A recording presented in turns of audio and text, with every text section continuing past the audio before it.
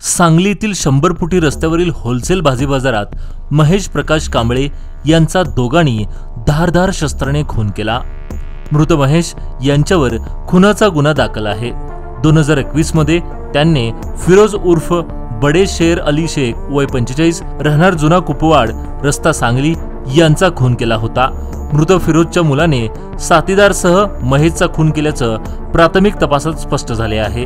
वडिलांच्या खुनाचा बदला म्हणून हा खून केल्याचं प्राथमिक तपासात पुढे आले असले तरी अनैतिक संबंधाची किनार देखील असल्याची शक्यता पोलिसांनी वर्तवली आहे।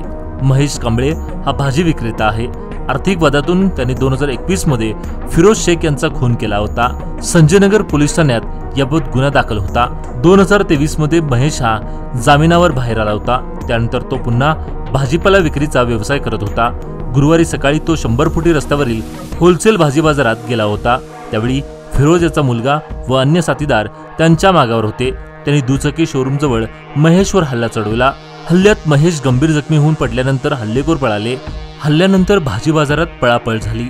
सांगली शहर पोलिसांना माहिती मिळताच तातडीने पोलीस निरीक्षक संजय मोरे पथकासह घटनास्थळी दाखल झाले। स्थानिक गुन्हे अन्वेषणाचे निरीक्षक सतीश शिंदे हे देखील घटनास्थळी दाखल झाले। तात्काळ हल्लेखोरांच्या शोधासाठी पथके पाठवण्यात आली। प्राथमिक तपासात वडिलांच्या खुनाचा बदला म्हणून फिरोज याने साथीदारासह खून केल्याचं स्पष्ट झालं आहे। परंतु त्याचबरोबर खून करण्यास अनैतिक संबंधाची किनार असल्याचं कारण पुढे येत असून त्यामुळे त्या दृष्टीने देखील पोलीस तपास करत आहेत।